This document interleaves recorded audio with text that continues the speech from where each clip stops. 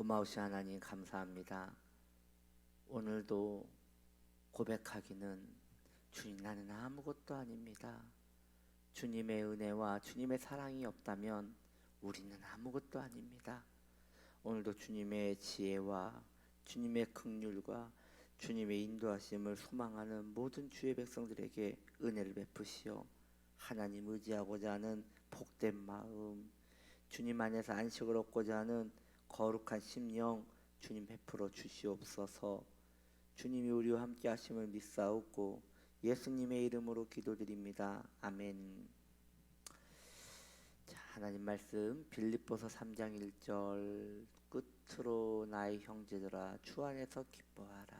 주 안에서 기뻐하라. 자, 주 안에서 기뻐하라. 오늘 이 네 번째 이 말씀 전합니다. 성도는 기뻐해야 하는데 또한 자기 자신을 위해서라도 기뻐해야 돼요. 자기 때문에 자기의 유익을 위해서 기뻐해야 하는 것입니다. 주 안에서 기뻐해야 하는 것입니다. 주 안에서 기뻐하는 것이야말로 우리의 신앙생활에 있어서 아주 좋은 방어막이 되기 때문이에요. 방패가 돼요. 기쁨은 성도에게 있어서 이 악한 세상에서 살아가는 데에 거룩한 방패 마귀가 되는 것입니다.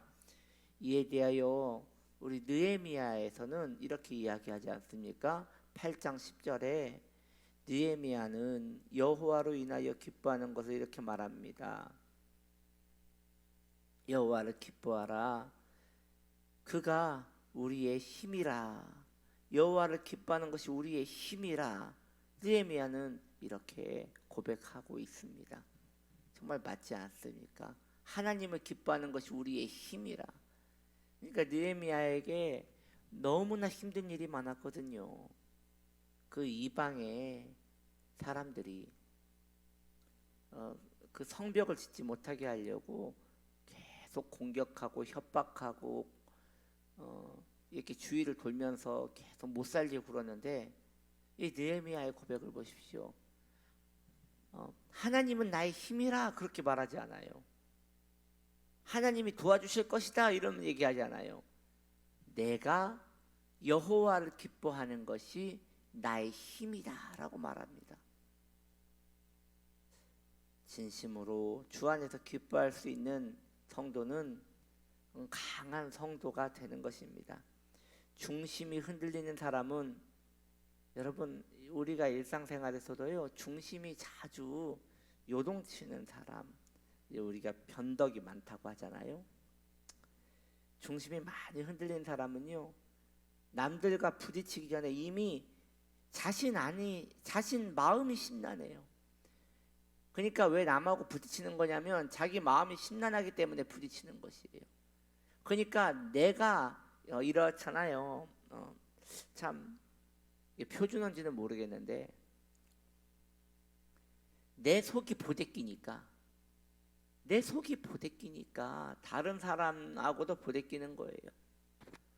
내가 속이 편안하면 다른 사람하고도 부딪힐 일이 딱히 없는 것이에요. 여러분 한번 그 채 보셨죠? 채끼라고 하잖아요. 음식을 잘못 먹거나 그럴 때 아다리가 걸릴 때에 그 체하잖아요. 그때 소화도 안 되고 배는 더부룩하고 근데 내려가지는 않고 그때요 신경이 굉장히 예민해집니다. 왜요? 속이 불편하니까요. 속이 더부룩하니까 그때 신경이 굉장히 예민해가지고 누가 이렇게 이야기를 하면 그게 힘들게 들려요. 마찬가지예요. 내 속사정이 불편하고 내 마음에 기쁨이 없고 내 안에 거룩한 평온함이 없으면요 누가 이야기를 하면 누군가 대화를 하면 그게 대화로 느껴지지 않고 꼭 나를 시험에 들게 하려고 일부러 그러는 것 같고 내 속을 긁어놓는 것 같고 왜 그렇게 이야기를 하지라는 그런 불편한 생각이 마구마구 드는 것은 결국은 내 성품의 문제일 수도 있지만 이게 내 안에 주 안에서 기뻐하는 일이 많이 멀어졌기 때문에 그런 일이 일어난다라고 지금 말씀을 드리는 것입니다. 그러므로 성도의 삶을 지켜내기 위해서는 이 기초가 탄탄해야 돼요. 그 기초는 우리가 하나님을 기뻐하는 거예요. 하나님을 기뻐하는, 또 나 자신을 좋아하는 것이라 할 수 있겠어요.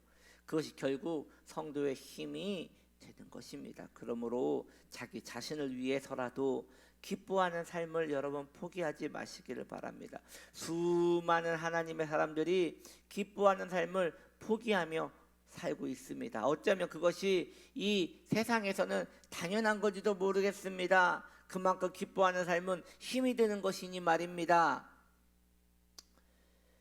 환경과 상관없이 기뻐하라고 가르치기도 하고 배우기도 하지만 그 일이 얼마나 어려운 일인지를 우리는 알고 있어요. 그래서 모든 성도들의 그 마음에 하나의 소원은 주 안에서 기뻐하고 싶다. 이거 그 소원 안 가진 사람이 어디 있겠습니까?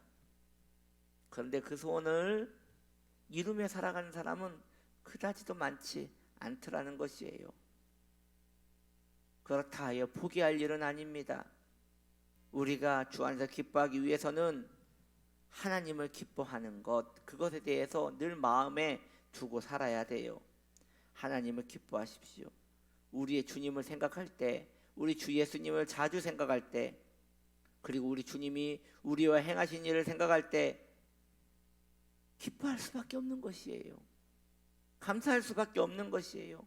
왜요? 우리 주님이 우리에게 해되는 일을 하나도 해본 적이 없기 때문이에요. 주님이 우리에게 행하신 모든 일은 그저 함께 있고 싶어 하셨고, 도와주셨고, 인도하셨고, 지켜주셨고, 함께 하셨기 때문입니다.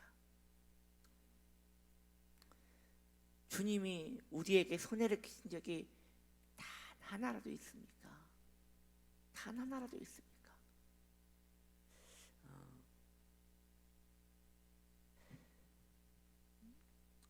제가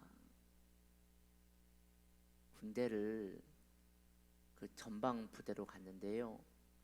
이제 신병교육대에 가서 신병교육대에서 이제 자대 배치를 받는 거예요. 전방 부대 중에 자대 배치를 받는데, 그때 앞에서 이제 그 조교라고 하시죠. 그 조교, 그러니까 관리하는 병사가 전방에 어떤 부대가 있는지 알려주고 너희가 그 중에 하나를 갈 것이다, 뭐 이런 이야기를 하는 거예요. 그러면서 11사단이 있는데 거기는 젓가락 부대라고 하는데 얼마나 많이 걷는지 다리가 남아나지를 못한다. 또 이기자 부대가 있는데 거기는 맹수같이 계속 싸우려고만 하기 때문에 정말 버텨내기가 어렵다. 그리고 거기 또 뭐 여러 가지 부대를 또 얘기하면서 뭐 백골 부대가 있다. 거기 가면 아주 그 악만 차는 것 같다. 그러면서 칠성 부대가 있다. 거기는 뭐 이제 전쟁 뭐 6.25 전쟁 부대였다. 뭐 이런 이야기를 하는데 제가 가만히 보니까 그나마 제일 편한 데가 그 칠성 부대일 것 같은 생각이 드는 거예요. 왜냐하면 하루 다른 것은 무섭게 얘기하는데 칠성 부대는 그 무난하게 얘기해가지고 칠성 부대.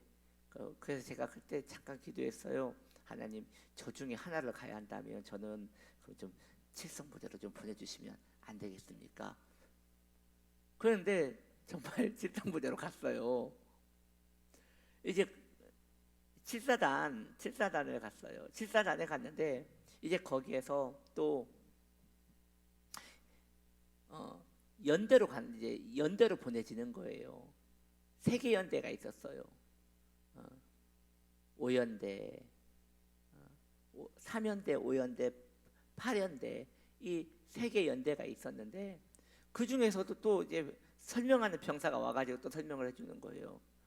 5연대는 밖에서 훈련을 많이 하고 있는 부대고, 3연대는 밖에서 훈련을 많이 하는 훈련 부대고, 또 오연대는 산이 너무 이렇게 산이 너무 길어가지고 많이 걷는 부대고, 파련대는 산이 높아서 그 거리는 그렇게 많지는 않지만 산은 높아서 이게 좀 힘들다. 제가 가만히 생각해 보니까 훈련은 너무 힘들 것 같고, 또 산이 너무 큰데도 많이 힘들 것 같은 거예요. 그래서 그래, 짧고 굵게, 높아도 짧고 굵게 보니까 파련대가 낫겠다 해서, 또 그날 저녁에도 하나님 이왕 보내주실 거면 파련대로 좀 보내주시면 안 되겠습니까? 그랬더니 또 바로 또 파련대로 갔어요. 그때 그런 일이 몇 번 있었어요. 그때 어떻게 보면 하나님께서 저에게 자비를 베푸신 것이기도 하지만 참 기쁘게 신앙생활 했던 것 같아요 그때. 왜냐하면 너무 삶이 이제 궁금하니까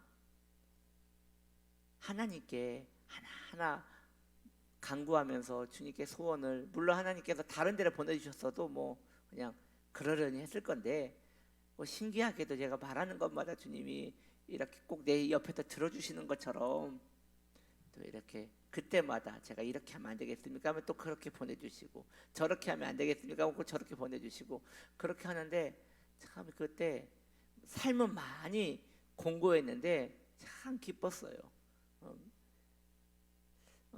왜냐하면 하나님이 나와 함께 하신다라고 생각하고 그렇게 신앙생활을 하니까 참 재밌고 즐거웠던 기억이 있어요. 지금도 생각을 해보면 참 신기하고, 주님께서 이렇게 작은 신음에도 응답하신다더니 이렇게 응답하시네 하면서 그 무서운 곳에서, 그 어린 나이에 무섭겠죠. 그 무서운 나이에, 무서운 그 시간에 하나님이 함께 하신다는 그 즐거움으로 당당했던 기억이 있습니다. 이게 무엇입니까? 이게 주 안에서 기뻐한다는 것은 하나님이 나를 참 좋아하시고 내 기도를 들어주시고 나와 함께 하신다는 그 믿음에서 말미암지 않습니까? 그 믿음 없는 사람이 어디 있겠어요? 성도라면 그 믿음 다 가지고 있잖아요. 그런데 제가 군대에서 그런 기쁨을 가졌던 것은 바라볼 게 없어요. 바라볼 게 재밌는 것도 없고, 그러니까 오직 하나님밖에 볼 게 없는 거예요. 근데 왜 오늘날 많은 성도님들이 기뻐하지 못하느냐? 하나님 말고 다른 걸 계속 바라보기 때문에, 즉 간절하지 않기 때문에, 아쉬울 것이 없기 때문에 그렇게 기쁜 게 없는 것이죠.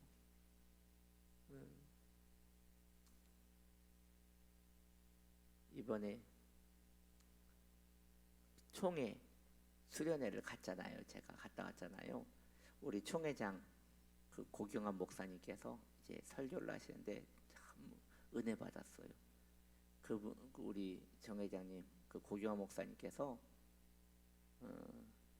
저기 남미 쪽에 이민을 가서 사셨다고 하시더라고요. 남미에 이민을 가셔서 사는데, 그때 그 부모님이 돈을 열심히 벌려고 정말 부지런히 나게 사셨대요. 근데 그 물건이 유통 같은 걸 하셨대요. 나라마다 옷 가격이 틀린데, 그 뭐 제가 정확히 그 뭐 잘 몰라서 나라 이름을 몰라서 말씀을 못 드리겠고, 여튼 그 남미에 수많은 나라가 있잖아요. 그러면 예를 들면 여기에서 옷을 사면 5천 원에 살 수 있고, 여기에서는 그 같은 옷을 2만 원에 팔 수 있대요. 그래서 거기서 참 많은 수익을 얻었대요. 근데 거기가 너무나 그 빈민촌 같은 곳이어서, 그 장사하는 곳이 너무 빈민촌 같은 곳이어서 돈은 많이 버는데 생활 환경이 너무 안 좋았대요. 그 당시 하나님께서 복을 주셔서 정말 11조도 가장 많이 드릴 수 있는 그런 집이었다고 하더라고요. 정말 가난했는데 거기서 이 장사가 참 잘 됐대요. 그런데 너무나 그 환경이 누추해서 빨리 좀 다시 대도시로 가고 싶어서 그날 그 이제 이번 한 해만 우리가 크게 장사를 하고 한번 나가자. 근데 어떻게 하면 이익이 많이 남을까? 그 옷까지 팔아서는 큰 부자가 될 수 없으니 우리가 어차피 이번에 나갈 때 가전제품을 많이 사서 그걸 팔자. 그러니까 이게 그렇잖아요. 5천 원짜리 가져다가 2만 원에 파는 것보다 100만 원어치 사서 200만 원에 팔면 이 수익이 얼마나 많이 남습니까? 그래서 정말 대출까지 다 받아가지고 가전제품을 어마어마하게 사가지고 창고에 집어넣고 이제 이걸 팔 계절만 기다리고 있었대. 이게 파는 계절이 따로 있나 봐요. 그 이제 몇 개월만 있으면 이제 이것을 미리 쟁여놨으니까 그거 이제 팔면 이거 다 팔고 우리는 대도시로 간다라고 하는데 그 해에 100년 그 남미 쪽에 100년 만에 처음 비가 내렸대요. 그러니까 어마어마한 비가 내렸대요. 100년 동안 그런 비가 내린 적이 없대요. 다 쓸어가고 그 지역이 잠겨버렸대요. 지역이 그냥 어느 정도 잠긴 게 아니라 지역이 잠겨버렸대요. 옷은 빨아서라도 쓰지. 가전제품을 물속에 담궈놨으니 그 창고도 다 차버렸대요. 그래서 대도시로 나오긴 나왔는데 쫄딱 망해서 나오셨대요. 계획대로 나오긴 나왔는데 쫄딱 망해서 오히려 거기 살 때보다 더 빈민굴에서 살게 되셨대요. 근데 그 부모님들이 신앙이 좋으셨나 봐요. 저녁마다 아이들을 놔두고 두 분이서 밖으로 나가셨대요. 근데 나갈 때는 심란하게 나가는데 들어올 때는 눈이 퉁퉁 부어서 얼굴에 미소를 짓고 오더라는 것이에요. 그래서 고경 목사님이 그 몇 달간 그렇게 다니시니까 저녁마다 계속 가족을 두고 두 분이서 은밀하게 나가시니까 뒤를 밟아봤대요. 뒤를 밟았는데 교회로 들어가시더라는 거예요. 저녁에. 그리고 가서 뭐 하시나 봤더니 가서 엎드려가지고 두 분이 그렇게 우시더래요. 그리고 다 울고 나올 때는 얼굴이 하나씩 평안해가지고 들어오더라는 것이죠. 그러면서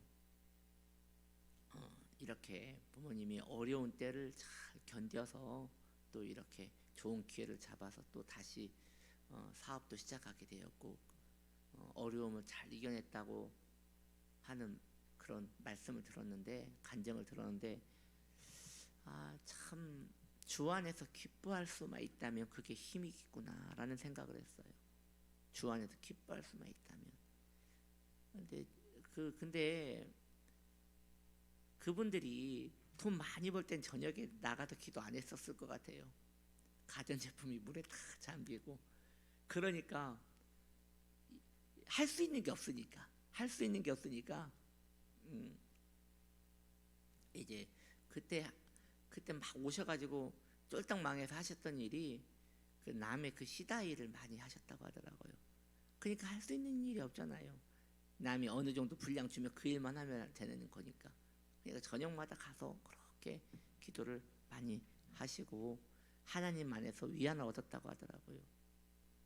결국 우리가 세상 일에 골똘해지면 하나님을 잊어버리고 하나님께 골똘해지면 세상 일이 잊어버려지는 것 같습니다. 그렇게 주님 안에서 기뻐할 수도 있고 주님을 기억하지 못할 수도 있으니 이 모든 것이 결국 우리의 마음이 하나님과 얼마나 가까이 있는가가 아닌가라는 생각을 해봅니다. 우리는 하나님을 묵상하는 일에 어쩌면 너무 인색한 것만 같아요. 그러나 이러한 바른 습관을 가지지 못한다면 우리 영혼은 계속 핍절해질 것이고 고단해질 것이에요. 그래서 하나님을 의지하셔야 합니다. 그래야 주 안에서 기뻐할 수 있는 것이고 그것이 우리의 좋은 방어막이 되어 주 안에서 우리가 듬직하게 걸어갈 수 있는 힘과 능력이 되는 것이니 우리 주님을 의지합시다. 주님을 바라보고 주 안에서 기뻐하는 일을 소망합시다. 기도합니다. 하나님 아버지, 주 안에서 기뻐하게 하시고 주를 의지하게 하여 주시옵소서. 그 안에 머물 수 있는 우리의 영혼 되게 하여 주옵소서. 주의 은혜에 감사드리며 예수님의 이름으로 기도드립니다. 아멘.